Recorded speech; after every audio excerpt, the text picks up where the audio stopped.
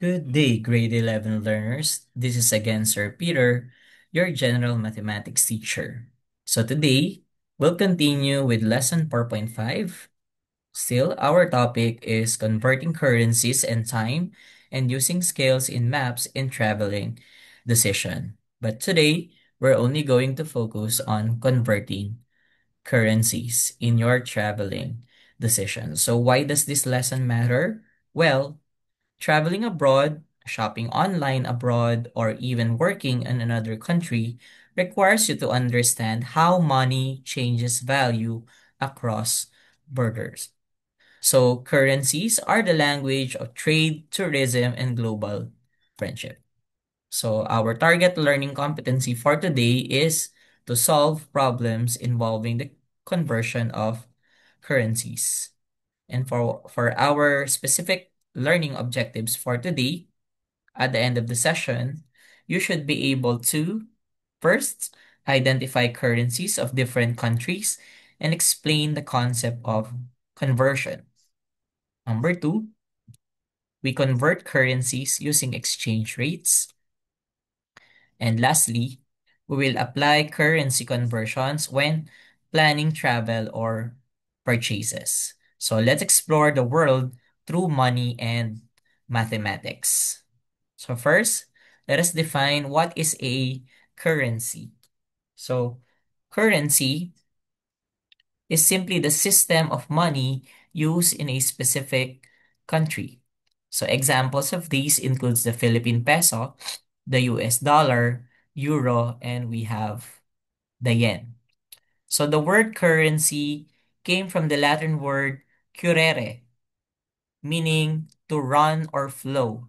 Because as we all know, is always moving in trade and in circulation. So, but why do we need to exchange currencies? The answer is very simple. Each country issues its own money, and for international trade or travel, we need to know the equivalent value. Without conversion, buying or selling across borders wouldn't be possible. So, let's move to traveling around the world. The title of this activity number 4 is Wonders Without Borders. So, in this activity, I will show to you pictures of these different tourist spots or attractions one by one. And you need to specify the specific country on which each picture belongs. And yeah, you just tell me the name of the country and its official currency. Let's have these tourist spots. We have the Mount Fuji, Kyoto temples, and Tokyo Disneyland. So, as we all know, Mount Fuji is the country's tallest mountain and a sacred symbol in their art and poetry. So, what do you think is the country that I am referring to? Very good. The answer is Japan. So, the current currency of Japan is the yen or the JPY in abbreviation. So the yen was introduced in 1871 during the Meiji era, replacing the old Koban gold coins. It is the third most traded currency in the world today. Now let's move to these tourist spots. The Great Wall of Blanc, Shanghae, and the Forbidden City. As we all know, the Great Wall of Blanc is over 21,000 kilometers long, making it the longest structure ever built. So, what country do you think these tourist spots belong? Correct. The answer is China. China's official currency is the renminbi or the RMB, but the basic unit is called the yuan. So the symbol yen and yuan shares the same symbol with the Japanese yen. So it's also a letter Y with two um horizontal lines written on white. Now let's move to another country. Are you familiar with the Eiffel Tower, the Palace of Versailles, the Louvre Museum? So, as you could see, I'm pronouncing some of the words in French. So, I already gave you the clue, of course. The Eiffel Tower is one of its famous structure in which it was supposed to be dismantled after 20 years but was saved because it was useful as a radio tower. So, which do you think does the Eiffel Tower belongs? Of course, the answer is France. That's why we have pronounced the Palace of Versailles and we have the Louvre Museum. That's in French. So their currency is actually the euro or EUR with the symbol letter E, then with two horizontal lines. So France once used the French franc, but since 2002, it adopted already the euro, which is also shared by 20 European countries.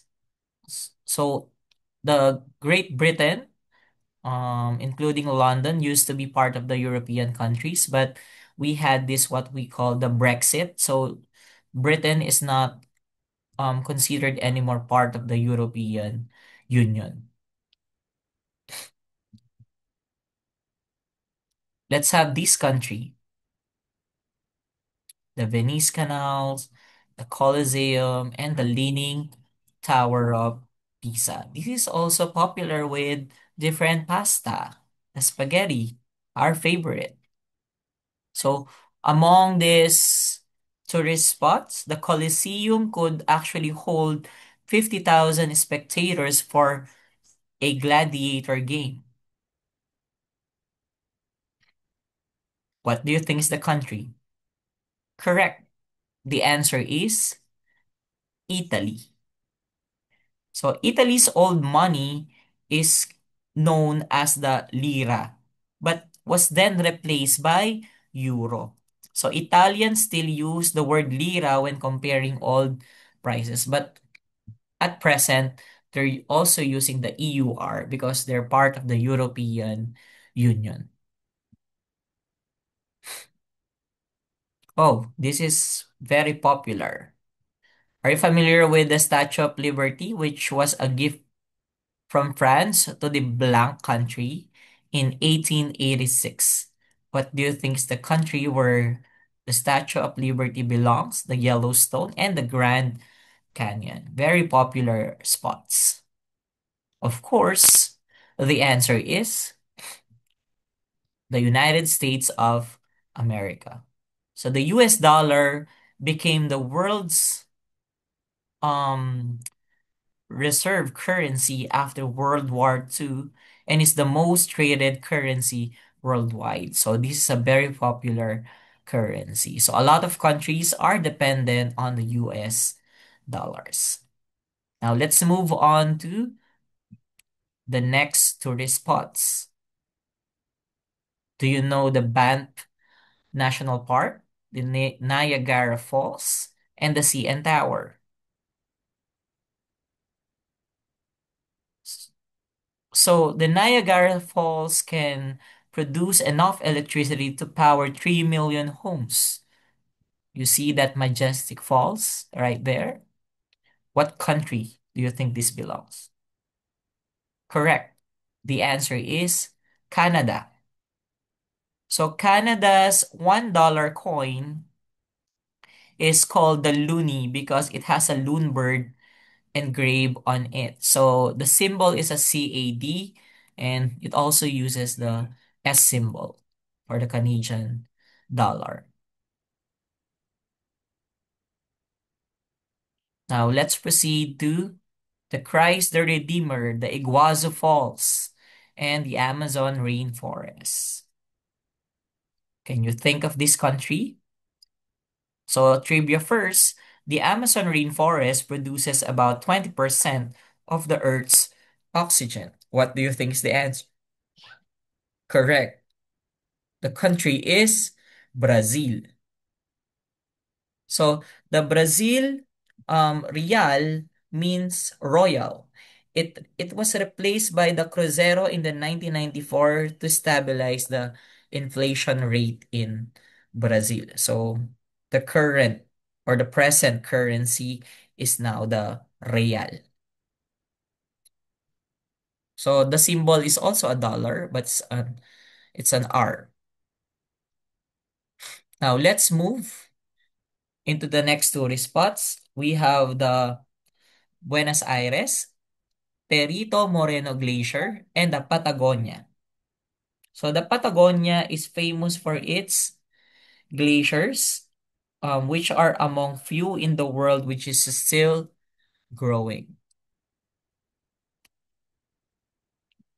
So what currency do we have in Argentina? Oh, sorry, I mentioned the answer. The correct answer is Argentina. So Argentina has changed its currency at least 5 times already in the last century due to the inflation problem. So what is their current currency?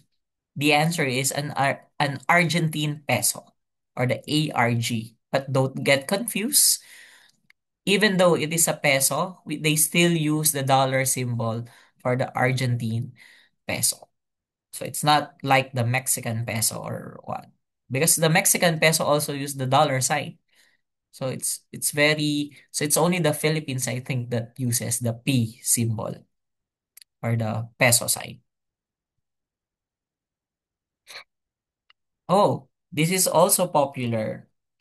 We have the pyramids of Giza, the Nile River, and the Luxor. Trivia first, the Great Pyramid of Giza was the tallest man-made structure for about 3,800 years. What do you think is the answer? Very good.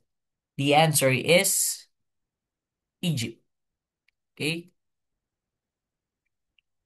So, and their current currency is the Egyptian pound.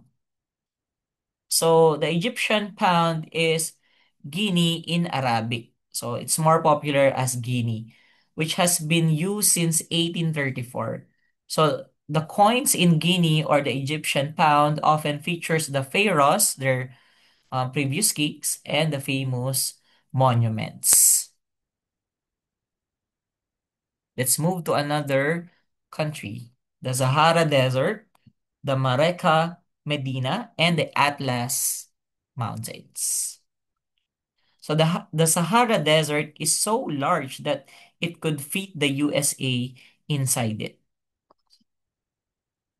So what do you think is the currency? And the country is Morocco. So the currency in Morocco is popular as the Moroccan dirham or the DH. And you see the symbol, it's in Arabic symbol, so it's difficult to understand. So the dirham name comes from the Greek drachma and has been used in Morocco since the 19th century. Now let's move to the last item. We have the Sydney Opera House, the Great Barrier Reef, and the Uluru. Before you guess the correct country, let me give you a trivia about the Sydney Opera House. It was designed and was inspired by seashells. So, yes, the correct answer is Australia. So, the currency in Australia is, of course, the Australian dollar or the AUD. And they also use the dollar sign, just like in Canadian dollars, as well as in Argentinian peso and in Mexican peso. All of them uses the dollar symbol or the S symbol with a vertical line. So in 1988, Australia became the first country to issue polymer banknotes, the plastic money that lasts longer and resists counterfeiting. In the Philippines, we also have our own polymer banknotes, and other countries such as the United Arab Emirates also uses, I think, polymer and other currencies as well. Now, I hope you enjoyed our trip around the world. Let's move now to the key terms and definitions when it comes to currency conversion. So remember that currency is the money system of a certain country. And did you know that the oldest known currency still in use is the British pound, which is over 1,200 years old. But in Britain, they used to use the money euro, but they came back to the British pound. So let's talk about the first definition, the exchange rate. So the exchange rate is the value of one currency compared to another. So exchange rates can apply daily. Again, it is daily and it may change anytime due to the supply and demand, trade, and politics. So whatever is happening in the country. So for example, a 1 US dollar is equivalent to 0.90 euro and it may change over time. Maybe the next day it becomes 0.87, the other day it will become 0.88 or it becomes 0.95 and so on. So it will always depend on how strong or weak the currency. Okay, it's a daily exchange. Remember that. Now, talking about Forex, that's the abbreviation of foreign exchange. So, it is the market where currencies are traded. So, Forex is the world's largest market with about $7.5 trillion traded every single day. Now, for a comparison, in computing, we'll be considering the what we call the base currency and the quote currency or what we call the counter currency. So the base currency is the first currency in pair, while the quote currency is the second currency in pair. Say for example, in the USD Euro exchange or the US dollar Euro exchange, the USD is the base currency, while the euro is the quote currency. So to better understand that, let's have currency checkpoint for activity number 5. So suppose you are traveling from the USA going to France, and if you have $150 and the exchange rate at present is $1 is 0.90 euros, then, how many euros will you get on the day that you exchange your money? So to answer that, we need a base currency, and that is the US dollars. That's 150. Our quote currency is the euro, and we still do not know its value. So the exchange rate is 1 US dollar is equal to 0.90 euro at that day when you travel. For the solution, we multiply 150 to the exchange rate. So that's 150 times 0.9, and the answer is 135 euros. So you simply use your calculators. So in conclusion, we say that you will have 100 euros for the day if you exchange it with $150. I hope you understand. So now we can proceed to our activity 6, budgeting travel across borders, which involves problem solving. So for example, number 1, Angie is traveling from the United States to Europe and she has 500 US dollars and wants to convert it in euros. So currency values affects how much spending money you will have abroad if you exchange it that day. So in this given example, our base currency is the US dollar, which is $500. Our quote currency is the euro. And as of September 26, 2025, if you're going to check the Google, $1 is equivalent to 0.86 euro. That is just true for today because the next day it might change to 87, 88, 89, or maybe lower as 0.85, 0.84, and so on, depending on what's happening in the country. For the solution, we have the number of euros is equal to 500 times 0.86. So the answer will be, using your calculators, 430 euros. I hope you understand.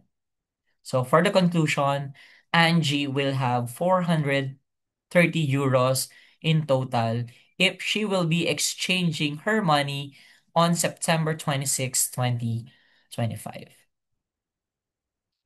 Let's move now to example number 2. Mr. Santos prepares his trip from the Philippines to the United States, and he needs to exchange the Philippine peso to US dollars.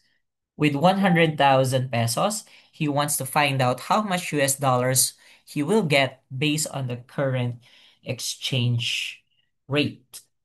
So remember that a stronger or a weaker peso changes the real budget when traveling abroad.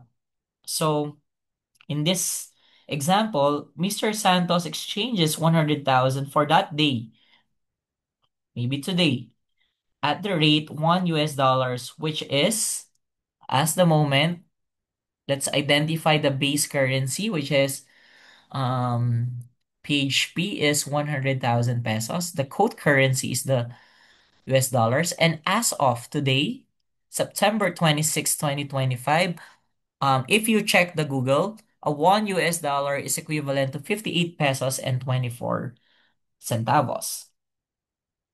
So for the solution, we will divide, to get the total number of USD, we will divide 100,000 with the exchange rate. So the answer will become 1,713.03. This will be expressed now in US dollar. So in conclusion, we say that Mr. Santos will get 1,717.03 US dollars in total. So if he'll exchange another 100,000 for the next day, September 27th, it will be different. So it will depend on the day on of the exchange rate, okay? Depending on our foreign exchange rate or the forex. Moving on to our last example. So Mabel buys a dress online, such say for example in Amazon, and the Amazon products and the dress there were here listed. For example, she wanted to buy the official long sleeve, which is worth 49.99 US dollars. So the of course, the current exchange rate is already given a while ago. What if Mabel will be checking it out in Amazon? So the base currency is the 49.99 US dollars. Our quote currency will be the Philippine peso. And as I've told you, if today will be the checkout day, then that will be 58.24 or 58 pesos and 24 centavos based on what we've searched in the Google. Okay? So for the solution, we multiply 49.99 with 58.24. So that would be 2,911 and 47 centavos. So in conclusion, the price of the dress in Philippine pesos is 2,911.40. It's quite an expensive dress in Amazon. So online shoppers must check exchange rates to know the actual cost in pesos, just like what Mabel will be doing. So I hope you got all of the problems So for our practice, let's have activity number 7. And this applied math would involve currency conversion. So now it's your turn.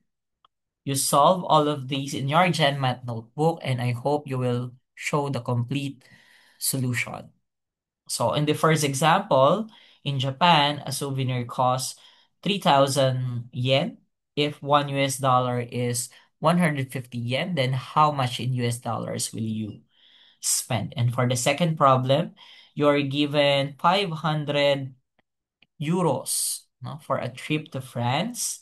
If the current rate is 1 euro is equal to 1.10 US dollars, and a 1 euro is equivalent to 61.87 pesos. How much is your budget in pesos and in US dollars? So today, we learned the importance of currency conversion, a skill that will help us in traveling, shopping online, and even future careers. You now know how to compute conversions, apply different exchange rates, and make better financial decisions abroad. So, for our next session, part 3, we'll talk about time conversion across time zones, and these will help us when planning trips, meetings, and even online communication across different countries. See you next lesson, and remember, math is your passport to real world problem solving. Again, this is Sir Peter, your general mathematics teacher. Bye!